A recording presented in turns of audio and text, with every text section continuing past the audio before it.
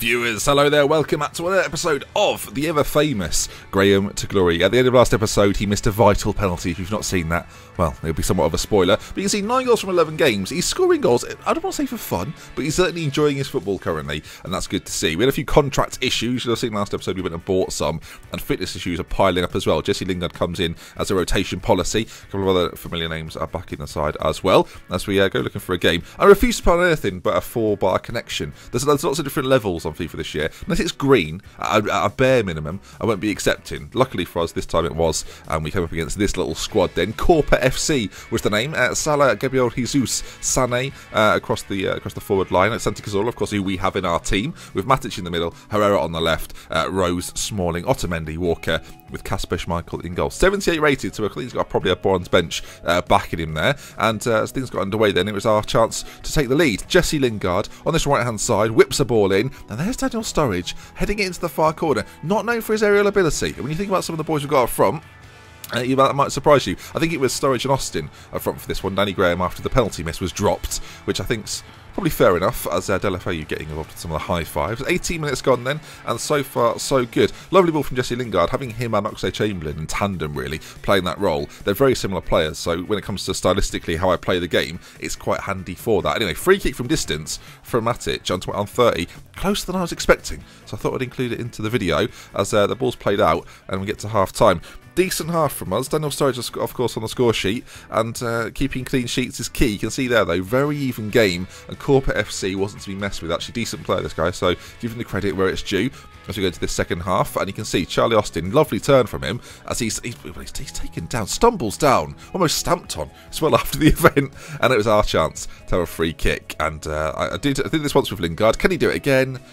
No, we saw earlier in the series, he's quite good from that particular free kick. That wasn't evidence to that, which was a shame. And yeah, 90th minute, could he get back in the game? No, he couldn't. The referee decided that was a great time to blow the whistle. I, from the sideline, agreed with him. And the game was over then. And a win, 1-0. Quite a simple victory for us. Of course, this was the goal. Daniel Sturridge's header into that far corner. Kasper Schmeichel could do nothing with it. And him and Charlie Austin, they missed the high five there, if we're going to be brutally honest. But a 9.1 for him.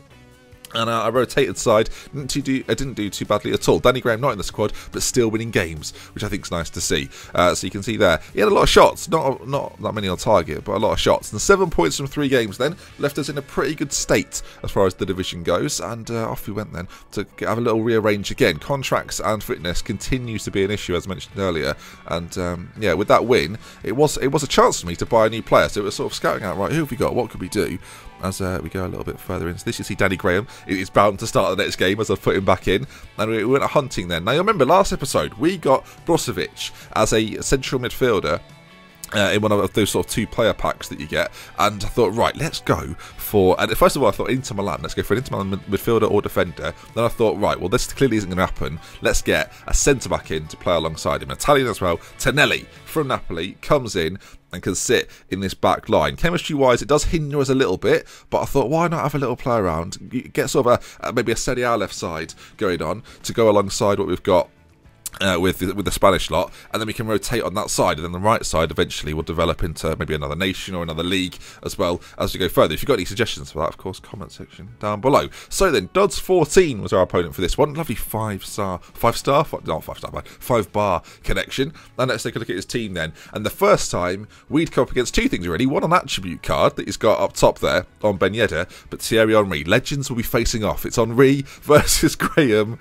Flipping heck, I was nervous, I think it's fair to say. Duds 14 had gone with the Henry pick, so yeah, apprehensive was the best word for it. As Trippier plays in a corner kick, and Danny Graham proving that, you know, him and Henry, similar standard for that sort of heading. I've not seen Thierry Henry head a ball with such, I wouldn't call it balletic, would you? It was more pathetic than balletic. Anyway, half of the game gone as Charlie Austin links up, plays it across to Delafeu, and I've got to say, folks, that is a lovely little finish. Chip past the keeper into the back of the net, does a fancy celebration to boot as well, as Teddy Graham wrestles into the ground.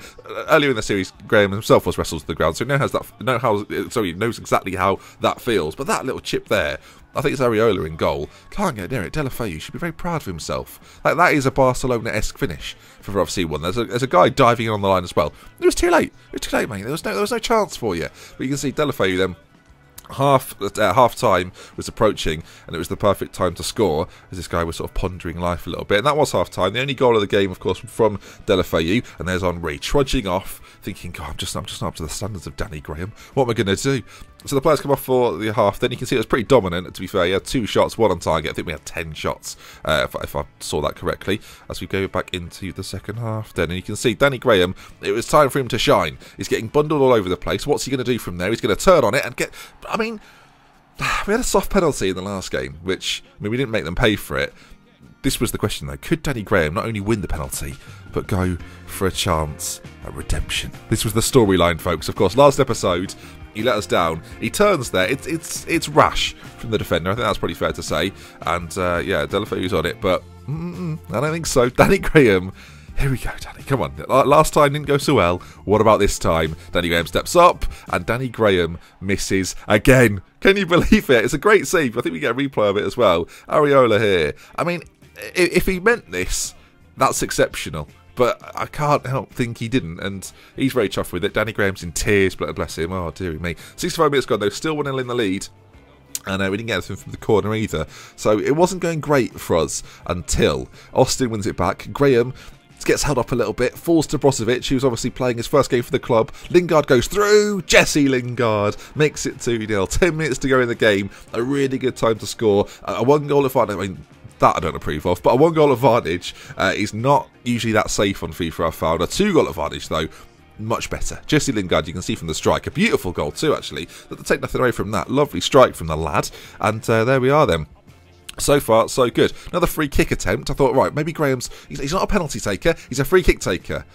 He ain't. I'm learning a lot about Danny. He doesn't cope well under pressure. I think that's the big worry for me going forward. But that was full time then. A 2-0 win for us. Some more coins in the bank. Some more points on the board. And yeah, we can be pleased with that. That was a shot from them that went just wide. I think that might have even been Thierry Henry. But you see Lingard on a 9.3. Man of the match performance for him. 1,500. First time I think we've seen that. 1,500 coins in the bank. Clean sheet. Couple of goals and lots of shots as well. So really good stuff from us. And 10 points from our 4 games. Unbeaten so far in Division 8 and looking very good indeed. So we was back into this we went then, and of course a game win means a player bought as we apply another flipping contract. These contracts are going to be the death of me, or the death of the club anyway. Went for a left back, Jordan Lukaku. I thought he was probably the best bet. Of course, we're sticking with this Serie A theme. I was building on that side. So far then, Brozovic, Tonelli and Lukaku, who I actually put a bid on for, of 650 coins. First time I've done that, I think, for a player purchase. A few complications, but we did get him eventually, and he slid straight into the team. We were building something over on that side, which I thought was nice. But for this game, Spanish Connection was back in. Cazorla there as well. And you might have just very briefly noticed there, a guest had appeared. So Catania FC was 2 people. So I was already nervous. I thought, oh, flipping out, they've got 4 hands. I've only got 2 hands. Morata up top for them. Mahrez, Son, they've got Fernandinho, Yaya Toure and Gundogan. Quite a Manchester City midfield. I mean, I say quite a Manchester City midfield. An entirely Manchester City themed midfield. So I was wary of it, it's fair to say. First chance of the game then. Ball played forward towards Daniel Sturridge, and the keeper, he rushes out like nobody's business. Doesn't get there. Ball's played in. Danny Rose can't get there. And Sturridge has scored for him. I won't call it an impossible angle, but a tricky angle as he goes for... That's a different celebration, isn't it? Dele Alli's wrestling into the... Don't do that celebration. He didn't approve of it, apparently. But no, Danny Rose is actually credited with the goal, which I think is slightly harsh on Daniel Sturridge. It's certainly going in. And if Danny Rose isn't capable enough to keep it out, then I'm not sure that I'm not sure he should be given that as an own goal. I think Daniel Sturridge deserves it. In fact, we'll just remember that for the future, maybe. Now, it was Sturridge again, playing through Danny Graham, and I'd call it nonchalant, folks. It's filthy, isn't it? Of course, we've seen Dele Alli do it. Clearly, the influence of Dele Alli is making his way to Danny Graham's brain, which on some levels a good thing. On other levels, maybe not so much. If Danny Graham starts waving in celebration, I think we'll know why. It was Graham again, involved. Cazorla, it's bouncing around. Daniel Sturridge, lovely little turn, and the finish as well. You'll notice, folks, it's 3-0. We've not even had 20 minutes yet. It was a pretty devastating display early on. And Daniel Sturridge in the goals again. Slightly fortunate with the ricochet, but that little sort of cut, I can't think what that's called. Chop, I think they call it these days. They call it these days. Who am I? He chops it, scores it. Anyway, that's how half time ends as well. 3-0 to the good as we resume the match. 3-2-1. Ooh, lovely little bit of editing. The ball's played through though. Sturridge on it again, and he's taken down. There's been a narrative throughout this of Danny Graham's penalty taking. I just want us to watch the foul again. this might be one of the harsher penalties I've seen given on FIFA this year. It's Koscielny on it. I can't help but think he wins the ball. Daniel Sturridge gets the most ridiculous penalties given. Anyway, Danny Graham, he's had one penalty down the middle. Missed. Another penalty. Karate kicked away. Third penalty against Jack Butland. He's trying to psych me out there with which, but the goalkeeper, I wasn't going to fall for it. Danny Graham dinks it down the middle. And, yeah, 4-0. Graham, I mean, look, we talked about the pressure of penalty taking. It's gone. Danny Graham's a new man, folks. A new man. As I'm not going to lie, I was very smug after I did that. I knew what would be going on. I know he'd be missing them, so I thought it was about time he fixed it. And what a goal it was. And he looks happy with himself there. A bit confused, but happy all the same. And Milu FC, the two of them will be sat there. I mean, I mentioned before, they had more hands than me. I quite enjoyed disappointing them as Danny Graham, for the hat-trick, makes it 5-0. And yeah, they've got more hands, but technically they've also got more tears. So tomato, tears. Anyway, it was a good goal from Danny Graham as well. Good composure. You can see there the hat-trick for him. Daniel Sturridge says 1, but we all know, really, it's 2. As it was time for him to try and fight back. It couldn't be done, and then he just decided, right, I'm bringing my keeper. I say then he, but there's two of them. The keeper was coming out. Danny Graham goes over to collect the match ball, and I will hopefully do that. And a decent performance. Danny Graham with a 10 rating. Hat-trick for him. I do wonder if we should be doing something for Danny Graham hat-tricks. It's something extra special. I'm not too sure. I feel like one of the only things we could do is like give him an attribute card. If he gets a hat-trick, he's allowed an attribute card to become better. But we won't. We'll leave him as he is. He's a growing lad. He's doing his best. And that did, of course, then bring us to the end of that game. We got a few other bits and pieces. Twice the finesse. Danny Graham getting us that 800 more coins in the bank. And of course, we're winning the game. We'll have to go out and get ourselves a player. So over to the transfer market we went. And you can see, so far, we're going this sort of Serie A theme. So where was I going to go?